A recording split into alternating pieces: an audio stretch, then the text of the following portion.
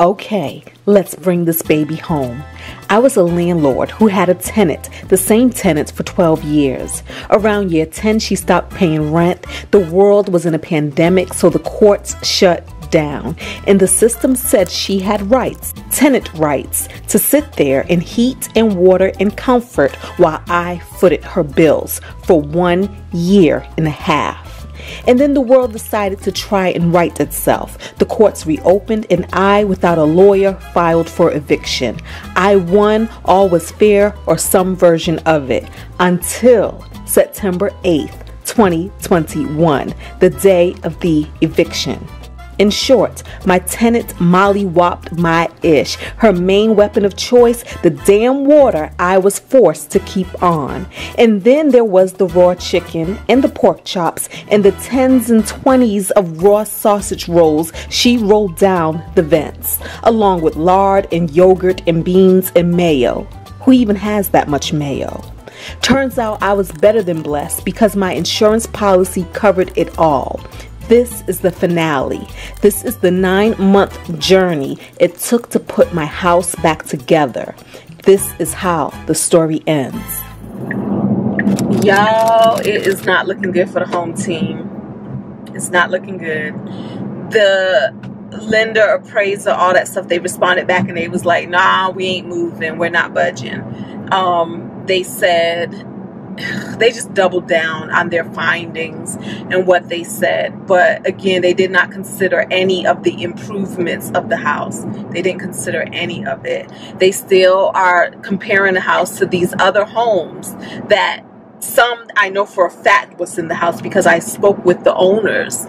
And the fact is that the appliances and all of the things in the homes were original to when the house was built in 1999. So they're not even considering the upgrades of the house to give us a better appraisal. And I was like, you know, my whole thing is, okay, great. We're not asking for it to be appraised at $385. That would be a miracle. But we're just saying meet us halfway right now is at $350. Can we get, come on, can we do a little better? Can we do a little better? So my agent is willing to move down in her rate and her fee. But right now, I'm thinking on it because honestly, guys, right now, I just want to have a temper tantrum. I want to take all my toys and go home. I want to be like, guess what? House no longer for sale. It will sit empty. It will sit empty, but I'm trying not to be super making like a crazy emotional decision about it. You know, and this was an FHA. So come to find out, FHA loans, they can only do one FHA appraisal in 6 months. So we have to wait like 6 months before another FHA appraisal. So if we pulled it off the market and then put it back on the market, we can only entertain VA and conventional loans. So it, you know, shortens our pull. And even then, it's like with this market changing, we're still at the mercy of the appraisal, because just because we get a different appraiser, it doesn't guarantee that we'll get a higher appraisal, even though we should, right? And then it doesn't guarantee that the fish are out there jumping. Are the fish still jumping? I don't think they're jumping anymore. Summer's almost over. Y'all know that song, Summertime in the City. Fish are jumping. So, yeah, the market is changing. So the question becomes, do we just go ahead and take this $355 and really walk in the blessing? Let's do some appreciation right now. Let's do some gratitude. I'm telling you guys, whenever I'm feeling whatever, I gratitude my way through all the things. So if we look at gratitude, gratitude says this: of my own personal money, I invested less than $2,000 in this property as far as fixing it up, right? Gratitude also says that I've had a property for the majority of the property, the majority of the time that I've owned the property, somebody else paid that mortgage. I didn't. The mortgage didn't come out of my pocket directly. A few months you've seen the mortgage come out of my pocket directly, but it was I bought that house in 2004. Even in 2004, I was house hacking. Then, like I said, when I moved out of that house into where I am now, I successfully rented that house for over 10 years with no interruption in rent. The last piece of drama that you see on this channel where my tenant stopped paying rent, even that worked out for us. Why? Because we were able to make some videos about it, not even realizing that the videos were going to do so well. And the videos have made me tens of thousands of dollars. Really. Thank you guys. I do believe that everybody gets to walk away with an awesome testimony, with an awesome blessing, right? Me, the buyer, even my tenant, guys. Y'all know before we walked in the house and we found that she flooded it, we were praying for her. We wanted her to be well. We wanted her to be happy. We wanted a good solution. We wanted her to get on board with a good solution, but none of that happened, right? Even in my prayers, none of that happened. So what ended up happening turned out to be for the best. And that could be the case here. What ends up happening could turn out to be for the best. But a lot of times we just want everything to be so easy. So easy. And I have to admit, and I have to say that this process has been fairly easy. Fairly easy. $355. Y'all know that the investors came in the beginning and one offered me $250. Then somebody else came in and they offered me $265. We are still over $100,000 more than that. More than that $250 offer. And it cost me less than $2,000 to achieve that. This experience, for the most part, has been a huge blessing. I feel like it's changed the trajectory of this channel. I feel like it's given people some great information that a lot of people didn't even know about, that I didn't even know about when it comes to this landlord rental tenant business. And I just want everything to be fair. Honestly, I do. And I do feel like they are undervaluing my property. They really, really are. My agent says that we also can just pull the house off the market and relist it. Oh, I think I already told y'all that, with the fact that with VA or conventional loans that we could probably get, that the odds are we will get a better appraisal. She's like, she has never had an appraisal come in lower than the list price. And remember, when we listed it for $360, we were listing it under market. We were listing it under market at that time. She thinks that with the other house being relisted, the house that had originally sold for $382 and now it's on the market for $350, she says that that may be an indicator of where their appraisal came in as well, you know?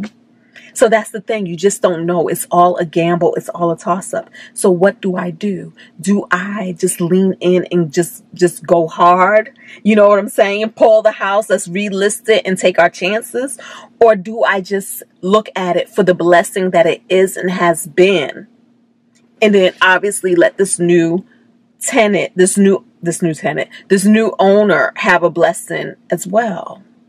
But I can say I have to do some more energy work, because right now I don't feel all that great about it. I feel like I put all this tender loving care into a home and I feel like I'm not getting the full value. But what is full value? What is full value? Like, it's all this made up thing. It's all made up. Like, if the market would have said 320 is the going rate, 320, and then I would have got this offer for 355 and closed at 355, we were sitting here celebrating. Woohoo, we did it. We did it. But only because that 385 was in front of me, and only because I know that the other house sold for 374 and my house is better.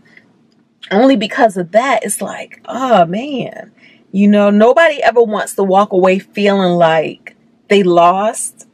I don't want to feel like I lost. I just want everything to work out. I want it to be a win-win for all of us. Honestly, I do. I really, really do. And I do know that I'm so wealthy and abundant beyond what I even know. And to even sit here, when you think about, we're talking about $10,000 maybe.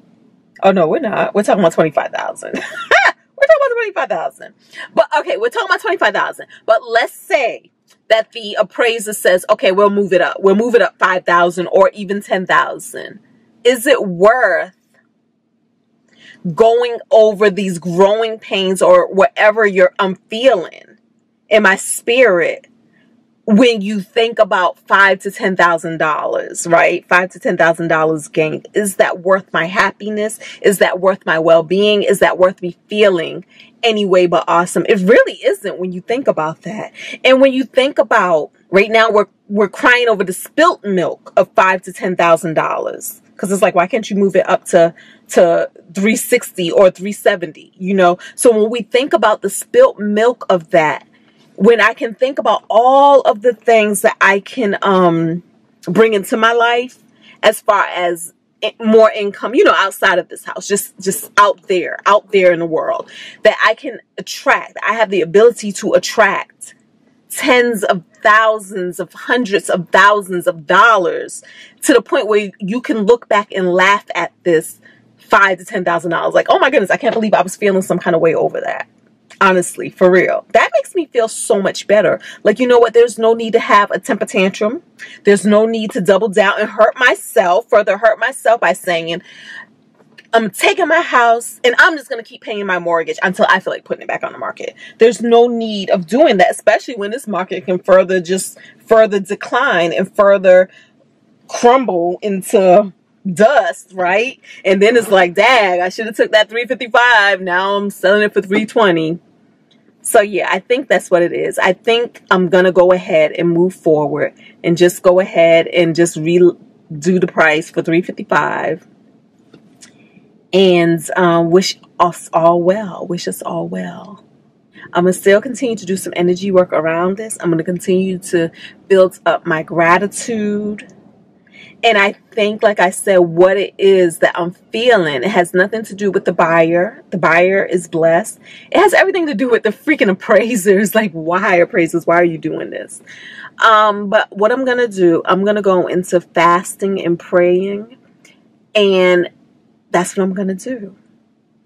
And in the meantime, I'm going to trust and believe that all of my guardian angels, all of my angels, the appraisers, angels, my realtors, my agents, my real estate agents, angels, all of our angels, they're going to get together and they're going to work out something. They're going to work something out. Something is going to be worked out. And between now and tomorrow's Friday, because I want stuff quick, we're going to have some better answers, some answers that makes us feel victorious. Even if that answer is, girl, be at peace. I'm going to have peace in my heart. I'm not going to just come here and fake it till I make it. I'm truly going to feel that all is well, and I'm going to feel so well. Whatever it is, I'm asking for some signs, for some indicators, so that I can truly feel that way, so that I can truly feel at peace with this decision, to know that we're all doing the right thing and that nobody is being cheated or gypped out of their things. That's what we're going to do. So yeah, so I was going to go home and cook tonight. I'm not cooking. I'm going to drink water. I'm going to be in meditation. And we're gonna win. We winning, y'all. We winning. So thank y'all for being here with me. Thank y'all for listening to me. Woo! The ups and downs, the ups and downs, the ups and downs. See y'all tomorrow. We'll know something else. All right, y'all. Bye.